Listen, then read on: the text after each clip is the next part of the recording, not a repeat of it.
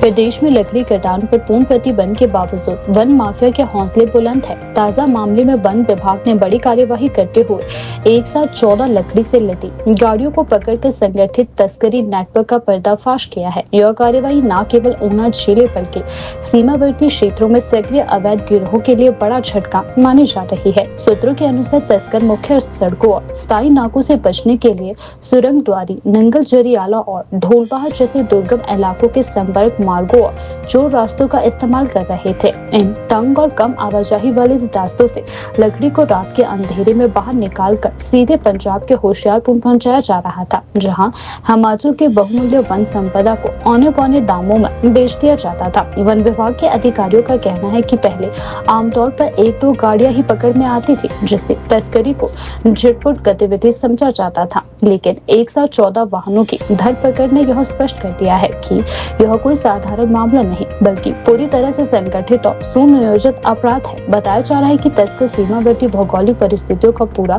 फायदा उठाते हैं। पहाड़ी ढलानों, खेतों के बीच से गुजरने वाले संपर्क मार्गों, कच्चे रास्तों का चयन इसलिए किया जाता है ताकि स्थायी चेक पोस्ट और पुलिस वन विभाग की नियमित गश्त से बचा जा सके।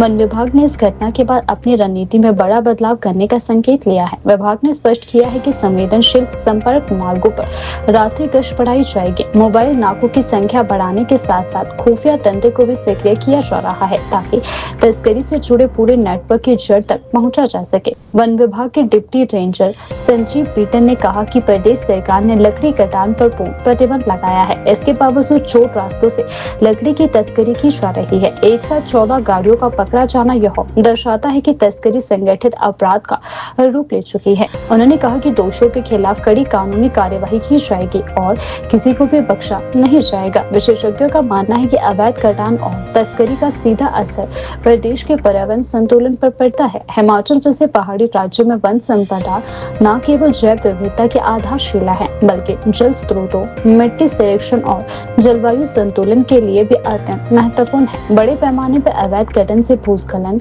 जल स्रोतों के सूखने और वन्य जीवों के आवास प्रभावित होने का खतरा बढ़ जाता है। इसके अलावा सरकार की राजस्व को भी भारी क्षति होती है। वैध रूप से नीलामी और परिवहन के माध्यम से मिलने वाला राजस्व तस्करी के कारण प्रभावित होता है, जिससे विकास कार्यों पर काफी असर पड़ता है। सूत्रों के मुताबिक विभाग अब यह जांच करेगा कि कहीं स्थानीय स्तर पर किसी की मिलीभगत तो नहीं है। इतनी बड़ी संख्या में वाहनों का एक साथ संचालित होना इस बात की ओर संकेत करता है कि गिरोह लंबे समय से सक्रिय हो सकता है। विभाग ने जब्त वाहनों और लकड़ी की कीमत का आकलन शुरू कर दिया है और संबंधित धाराओं के तहत मामला भी दर्ज किया जा रहा है।